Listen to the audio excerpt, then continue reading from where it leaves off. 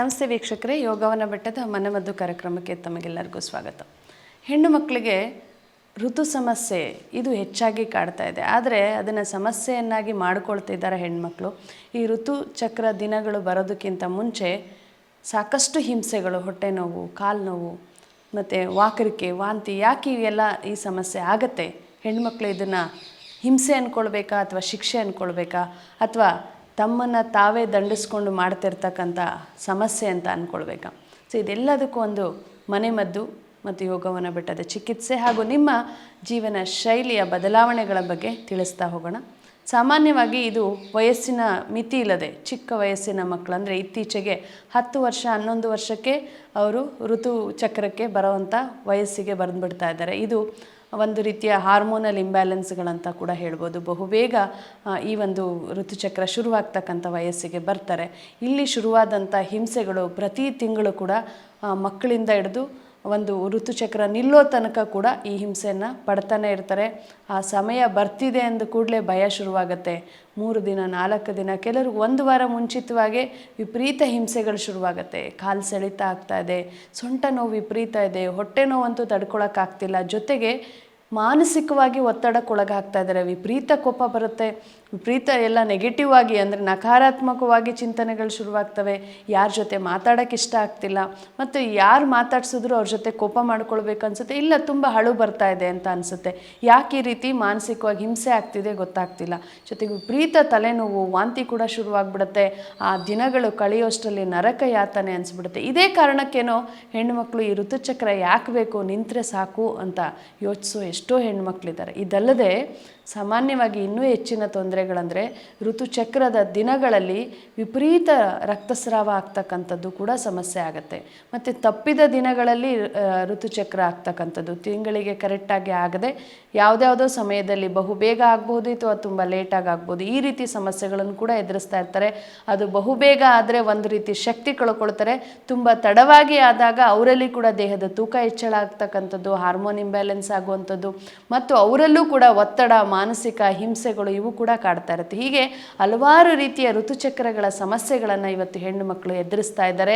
ಅದಕ್ಕೆ ಕಾರಣಗಳೇನು ಅನ್ನೋದನ್ನು ನಾವು ಮುಖ್ಯವಾಗಿ ತಿಳಿಬೇಕಾಗತ್ತೆ. ಇಲ್ಲಿ 2 ರೀತಿಯ ಕಾರಣಗಳು ನಿಮಗೆ 2 ವಿಭಾಗವಾಗಿ ಕಾಣಿಸ್ಕೊಳ್ಳುತ್ತೆ. ಒಂದು ರೀತಿ ಕಾರಣ ಅಂದರೆ ಅಧಿಕ ದೇಹದ ಉಷ್ಣತೆ ಅಂತ ಹೇಳ್ತೀವಿ. ಯಾವ ಹೆಣ್ಣು ಮಕ್ಕಳಿಗೆ ದೇಹ ಉಷ್ಣತೆಯಿಂದ ಬಳಲ್ತಾ ಇದೆಯೋ ಅಂಥವರಲ್ಲಿ ಈ ಕಾಲು ಸೆಳೆತ, ಸೊಂಟ ನೋವು ಮತ್ತು ಹೊಟ್ಟೆ ನೋವು ಕಾಣಿಸ್ಕೊಳ್ಳುತ್ತೆ. ಕೆಳಭಾಗದ ಹೊಟ್ಟೆ ನೋವು, ಕಾಲು ಸೆಳೆತ, ಸೊಂಟ ನೋವು, ಈ ನೋವುಗಳು ಬಂದು ನಿಮಗೆ ಅಧಿಕ ಉಷ್ಣತೆಯಿಂದ ಬರ್ತಕ್ಕಂಥ ಸಮಸ್ಯೆ ಆಗುತ್ತೆ. ಇನ್ನು ಯಾರಿಗೆಲ್ಲ ಮಾನಸಿಕವಾಗಿ ಹಿಂಸೆ ಆಗ್ತಾ ಇದೆ ಮತ್ತು ತಲೆನೋವು ಜಾಸ್ತಿ ಇದೆ, ವಾಕರಿಕೆ ಇದೆ, ಊಟ ಸೇರ್ತಾ ಇಲ್ಲ, ಹಸಿವಾಗ್ತಾ ಇಲ್ಲ, ಊಟ ಮಾಡಿದ್ರೆ ವಾಮಿಟ್ ಬರುತ್ತೆ, ವಾಂತಿ ಆದಮೇಲೆ ತಲೆನೋವು ನಿಲ್ತಾ ಇದೆ, ನಿದ್ರೆ ಸರಿಯಾಗಿ ಮಾಡೋಕ್ಕಾಗ್ತಿಲ್ಲ, ಸುಸ್ತು ಜಾಸ್ತಿ ಇದೆ, ಈ ರೀತಿ ಸಮಸ್ಯೆ ಬಂದು ಪಿತ್ತದೋಷ ಅಂತ ಹೇಳ್ತೀವಿ. ಯಾವ ಹೆಣ್ಣು ಮಗಳಿಗೆ ಅಧಿಕ ಪಿತ್ತದೋಷದಿಂದ ಬಳಲ್ತಾ ಇದ್ದಾಳೋ ಅಂಥವರಿಗೆ ಈ ಒಂದು ಋತುಚಕ್ರದ ಸಮಸ್ಯೆಯಲ್ಲಿ ಆ ಸಮಯದಲ್ಲಿ ಈ ಸಮಸ್ಯೆ ಹೆಚ್ಚಾಗಿ ಕಾಡ್ತಾ ಹೋಗುತ್ತೆ. ಯಾವ ಹೆಣ್ಣು ಮಗಳು ಅಧಿಕ ಉಷ್ಣತೆ ಅಂದರೆ ತೀವ್ರ ಮಲಬದ್ಧತೆ ಮತ್ತು ನೀರಿನಂಶದ ಕೊರತೆಯಿಂದ ಬಳಲ್ತಾ ಇದ್ದಾಳೋ ಆ ಹೆಣ್ಣು ಮಗಳಿಗೆ ಈ ಒಂದು ಸಮಸ್ಯೆಯಲ್ಲಿ ಈ ಒಂದು ಸಮಯದಲ್ಲಿ ಬರ್ತಕ್ಕಂಥದ್ದು ಸೊಂಟ ನೋವು, ಕಾಲು ನೋವು ಮತ್ತು ವಿಪರೀತ ಕಾಲು ಸೆಳೆತ, ಸುಸ್ತು, ಅಶಕ್ತಿ ಕಾಡ್ತಾ ಹೋಗುತ್ತೆ. ಆದರೆ ಈ ಪಿತ್ತ ಮತ್ತು ಉಷ್ಣಕ್ಕೆ ಕಾರಣಗಳನ್ನು ನೀವು ತಿಳ್ಕೊಳ್ಬೇಕಾಗತ್ತೆ. ಪಿತ್ತ ದೋಷಕ್ಕೆ ಮೂಲ ಕಾರಣಗಳು ಅಂತ ಹೇಳಿದ್ರೆ, ಯಾವ ಹೆಣ್ಣು ಮಗಳು ಅತಿಯಾಗಿ ಕಾಫಿ ಟೀಯನ್ನು ಬಳಸ್ತಾ, ಆಹಾರವನ್ನು ಸಮಯಕ್ಕೆ ಸರಿಯಾಗಿ ತೆಗೆದುಕೊಳ್ಳದೆ, ನಿದ್ರೆಯನ್ನು ಸರಿಯಾಗಿ ಮಾಡದೆ ಪ್ರತಿದಿನ ತಪ್ಪುಗಳನ್ನು ಮಾಡ್ತಾ ಇರೋಂಥ ಹೆಣ್ಣು ಮಗಳಿಗೆ ಋತು ಸಮಯದಲ್ಲಿ ವಾಂತಿ, ವಾಕರಿಕೆ, ತಲೆ ಸುತ್ತು, ತಲೆನೋವು, ಹಸಿವಾಗದೇ ಇರೋದು, ಊಟ ಸೇರದೇ ಇರೋದು ಈ ಸಮಸ್ಯೆ ಕಾಡ್ತಾ ಹೋಗುತ್ತೆ. ಜೊತೆಗೆ ಯಾವ ಹೆಣ್ಣು ಮಗಳು ನೀರನ್ನು ತುಂಬ ಕಡಿಮೆ ಬಳಸ್ತಾ ಇದ್ದಾರೆ, ಇದು ಸಣ್ಣ ಮಕ್ಕಳು ತುಂಬ ತಪ್ಪನ್ನು ಮಾಡ್ತಾರೆ. ಚಿಕ್ಕ ವಯಸ್ಸಲ್ಲೇ ಅವರು ಈ ಒಂದು ಅವಸ್ಥೆಯಲ್ಲಿ ಬಂದಾಗ ಈ ಸಮಸ್ಯೆಯನ್ನು ಎದುರಿಸ್ಬೇಕಂತ ಹೇಳಿದ್ರೆ ಅವರು ನೀರನ್ನು ಬಹಳ ಕಡಿಮೆ ಕುಡಿದಿರ್ತಾರೆ. ಮಕ್ಕಳು ನೀರು ಕಡಿಮೆ ಕುಡಿಯೋದು ಕೂಡ ದೇಹದ ಉಷ್ಣತೆಗೆ ಕಾರಣ ಆಗ್ತದೆ. ಜೊತೆಗೆ ತರಕಾರಿ, ಹಣ್ಣು ಮತ್ತು ಸೊಪ್ಪು, ಹಾಲಿನ ಉತ್ಪನ್ನಗಳ ಬಳಕೆ ಕಡಿಮೆ ಆಗ್ತಾ ಇದೆ. ಹೆಣ್ಣು ಮಕ್ಕಳು ಸಾಕಷ್ಟು ಇದನ್ನು ನಿಮ್ಮ ಆಹಾರಗಳಲ್ಲಿ ಎಲ್ಲವನ್ನೂ ಆಯ್ದಿಟ್ಟು ಕೇವಲ ಊಟವನ್ನಷ್ಟೇ ಮಾಡ್ತಿರ್ತೀರ. ಈ ರೀತಿ ಅಪೌಷ್ಟಿಕತೆ ಉಳ್ಳ ಆಹಾರ ಸೇವನೆ ಮಾಡೋದು ಕೂಡ ಈ ಸಮಸ್ಯೆಗೆ ಮೂಲ ಕಾರಣ ಆಗ್ತಾ ಇದೆ. ಉಷ್ಣತೆಯನ್ನು ಹೆಚ್ಚು ಮಾಡುತ್ತೆ, ಜೊತೆಗೆ ಪಿತ್ತ ದೋಷವನ್ನು ಕೂಡ ಅಧಿಕ ಮಾಡುತ್ತೆ, ಜೊತೆಗೆ ಬಿಳಿ ಮುಟ್ಟಿನ ಸಮಸ್ಯೆಯನ್ನು ತಂದೊಡ್ಡುತ್ತೆ. ಯಾವ ಹೆಣ್ಣು ಮಗಳಿಗೆ ಋತು ಸಮಸ್ಯೆಗೂ ಮೊದಲೇ ಬಿಳಿ ಮುಟ್ಟು ಕಾಣಿಸ್ಕೊಳ್ಳುತ್ತೆ, ಹೆಚ್ಚಾಗಿ ಹೋಗ್ತಾ ಇರುತ್ತೆ, ಇಂಥ ಹೆಣ್ಣು ಮಕ್ಕಳಿಗೂ ಕೂಡ ಸೊಂಟ ನೋವು, ಕಾಲು ನೋವು ಅಧಿಕವಾಗಿ ಕಾಣಿಸ್ತಾ ಹೋಗುತ್ತೆ, ಹೊಟ್ಟೆ ನೋವು ಕೂಡ ಬರುತ್ತೆ. ಇನ್ನು ಹೊರಗಡೆ ತಿಂತಕ್ಕಂಥ ಅಭ್ಯಾಸಗಳು, ಅತಿಯಾಗಿ ಬೇಕರಿ ಆಹಾರಗಳನ್ನು, ಮಾಂಸಾಹಾರವನ್ನು ಮತ್ತು ಜಂಕ್ ಫುಡ್ಸ್ಗಳನ್ನು ಯಾರು ತಿಂತಾ ಇದ್ದೀರೋ ಅಂಥ ಹೆಣ್ಮಕ್ಳಿಗೂ ಕೂಡ ಪಿತ್ತ ಮತ್ತು ಉಷ್ಣ ಎರಡೂ ಅಧಿಕವಾಗುತ್ತೆ. ಅಂಥ ಸಂದರ್ಭದಲ್ಲಿ ವಿಪರೀತ ಹೊಟ್ಟೆ ನೋವು ಕೂಡ ಬರ್ಬೋದು, ಕೈಕಾಲು ನೋವು ಬರ್ಬೋದು, ಸೊಂಟ ನೋವು ಬರ್ಬೋದು, ತಲೆನೋವು ಬರ್ಬೋದು, ವಾಂತಿ ವಾಕರಿಕೆ ಆಗ್ಬೋದು. ಹೀಗೆ ನಿಮ್ಮ ತಪ್ಪುಗಳ ಮೇಲೆ ಆ ಸಮಸ್ಯೆಗಳು ಬರುತ್ತೆ ವಿನಃ ಯಾವುದೇ ಶಾಪನೂ ಅಲ್ಲ, ಅಥವಾ ಅದು ಸ್ತ್ರೀಗೆ ಬರ್ತಕ್ಕಂಥ ಶಿಕ್ಷೆನೂ ಅಲ್ಲ. ಸ್ತ್ರೀಗೆ ಇರುವ ಒಂದು ರೀತಿಯ ಅದೊಂದು ಪುಣ್ಯದ ಕೆಲಸ ಅಂತಲೇ ಹೇಳ್ಬೋದು, ಮತ್ತು ಆಕೆಯ ಆರೋಗ್ಯವನ್ನು ಕಾಪಾಡಿಕೊಳ್ಳಿಕ್ಕೆ ದೈವ ಸೃಷ್ಟಿ ಅಂತ ಕೂಡ ಹೇಳ್ಬೋದು. ಇದನ್ನು ಸರಿಯಾದ ರೀತಿಯಲ್ಲಿ ನೀವು ಇಟ್ಕೊಂಡು ಸರಿಯಾಗಿ ಆ ಒಂದು ಋತುಚಕ್ರವನ್ನು ಕಾಪಾಡಿದ್ದೇ ಆದರೆ ನಿಮ್ಮ ದೇಹಕ್ಕೆ ಯಾವುದೇ ಹಿಂಸೆ ಕೂಡ ಇರೋದಿಲ್ಲ ಮತ್ತು ದೇಹ ಕೂಡ ಆರೋಗ್ಯದಿಂದ ಇರಲಿಕ್ಕೆ ಸಾಧ್ಯ ಆಗುತ್ತೆ. ಇನ್ನು ಈ ರೀತಿ ಸಮಸ್ಯೆ ಬಂದಾಗಿದೆ, ಇದಕ್ಕೆ ಮನೆಮದ್ದುಗಳನ್ನು ನಾವು ಏನು ಮಾಡ್ಕೊಳ್ಬೋದು ಅಂದರೆ, ಮುಖ್ಯವಾಗಿ ಯಾರಿಗೆ ಹೊಟ್ಟೆ ನೋವಿಂದ ತುಂಬ ಬಳಲ್ತಾ ಇದ್ದೀರಾ ಅವರು ಖಂಡಿತವಾಗ್ಲೂ ಈ ಒಂದು ಪರೀಕ್ಷೆಯನ್ನು ನೀವು ಮಾಡಲೇಬೇಕು. ಮಾಡಿದಾಗಲೇ ಅದರ ಅನುಭವ ಆಗುತ್ತೆ. ನಿಮ್ಮ ಋತುಚಕ್ರ ಬರುವ 8 ದಿನದ ಮೊದಲೇ ಹರಳೆಣ್ಣೆ ಸೇವನೆಯನ್ನು ಶುರು ಮಾಡಿ. ಬೆಳಗ್ಗೆ ಖಾಲಿ ಹೊಟ್ಟೆಯಲ್ಲಿ ಹರಳೆಣ್ಣೆಯನ್ನು 1-2 ಚಮಚ, ಶುದ್ಧ ಹರಳೆಣ್ಣೆ ಇರಬೇಕು, ಆ ಶುದ್ಧ ಹರಳೆಣ್ಣೆನ 2 ಚಮಚದಷ್ಟು ಸೇವಿಸಿ 2 ಗಂಟೆಗಳ ಕಾಲ ಬಿಸಿ ನೀರನ್ನು ಕುಡಿದ್ರೆ ನಿಮ್ಮ ದೊಡ್ಡ ಕರಳಲ್ಲಿರ್ತಕ್ಕಂಥ ಉಷ್ಣತೆ ಹೊರಗೆ ಬರುತ್ತೆ, ಮಲವಿಸರ್ಜನೆ ಚೆನ್ನಾಗಾಗತ್ತೆ, ನಿಮ್ಮ ದೇಹ ತಂಪಾಗ್ತದೆ. ಇದರಿಂದ ನಿಮಗೆ ಋತು ಸಮಯದಲ್ಲಿ ಹೊಟ್ಟೆ ನೋವು ಬರೋದಿಲ್ಲ, ಕಾಲು ಸೆಳೆತಾ ಇರಲ್ಲ, ಸೊಂಟೆ ನೋವು ಕೂಡ ಬರೋದಿಲ್ಲ. ಇದನ್ನು ನೀವು ಋತುಚಕ್ರ ಇರುವ 8 ದಿನದ ಮೊದಲೇ ನೀವು ಮಾಡಿಕೊಂಡ್ರೆ ಬಹುಬೇಗ ನಿಮಗೆ ಆ ಕೆಲಸ ಚೆನ್ನಾಗಾಗತ್ತೆ.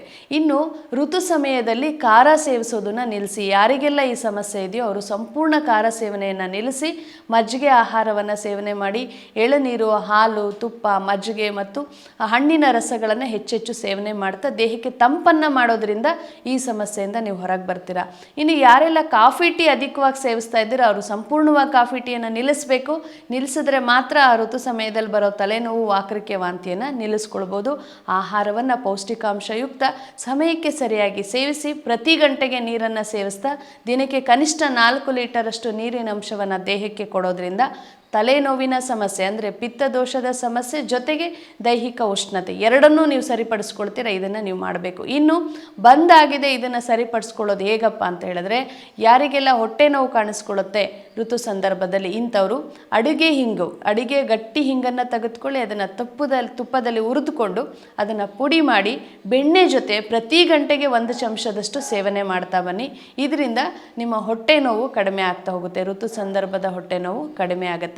ಮತ್ತು ಅವಲಕ್ಕಿಯನ್ನು ನೆನೆಸಿ ಅದಕ್ಕೆ ಮೊಸರು ಹಾಕಿ ತಿಂದರೂ ಕೂಡ ನಿಮಗೆ ಹೊಟ್ಟೆ ನೋವು ಕಡಿಮೆ ಆಗುತ್ತೆ.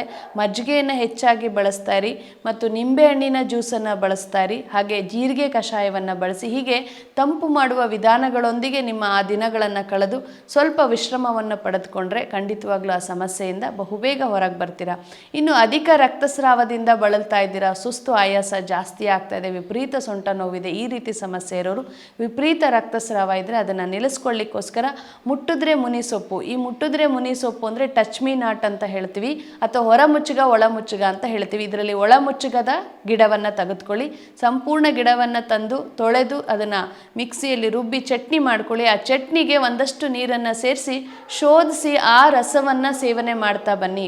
ಪ್ರತಿ 1 ಗಂಟೆಗೆ 100 ml ಅಷ್ಟು ಕಷಾಯ ಅಥವಾ ಅದರ ರಸವನ್ನು ನೀವು ಸೇವಿಸ್ತಾ ಬಂದರೆ ನಿಮ್ಮ ಋತುಸ್ರಾವವನ್ನು ಕಡಿಮೆ ಮಾಡಿಕೊಳ್ಬಹುದು.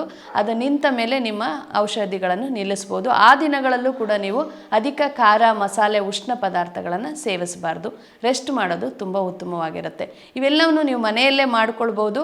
ನಿಮಗೆ ಸಾಧ್ಯವಾಗದ ಸಮಸ್ಯೆಗಳಿದ್ದಲ್ಲಿ ಖಂಡಿತವಾಗ್ಲೂ ಯೋಗವನ ಬೆಟ್ಟದ ಚಿಕಿತ್ಸೆಯನ್ನು ಕೂಡ ನೀವು ಪಡೆದುಕೊಂಡು ಮುಂದೆ ಈ ರೀತಿ ಸಮಸ್ಯೆಗಳು ಬರದೇ ಇರೋ ಹಾಗೆ ಶಾಶ್ವತ ಪರಿಹಾರವನ್ನು ಕೂಡ ಕಂಡುಕೊಳ್ಬೋದು. ಇನ್ನು ಯೋಗವನ ಬೆಟ್ಟದ ಶಾಖೆಗಳು ಬೆಂಗಳೂರಿನ ಕನಕಪುರ ರಸ್ತೆ, ಕುಣಿಗಲ್ನ ಕೆ ಹುರ್ಲಿ ಬೋರ್ಸಂದ್ರ, ಹಾಗೆ ಚಿತ್ರದುರ್ಗದ ಸೀಬಾರ ಮತ್ತು ಬಾಗಲಕೋಟೆಯ ನವನಗರದಲ್ಲಿ ಶಾಖೆಗಳಿದೆ.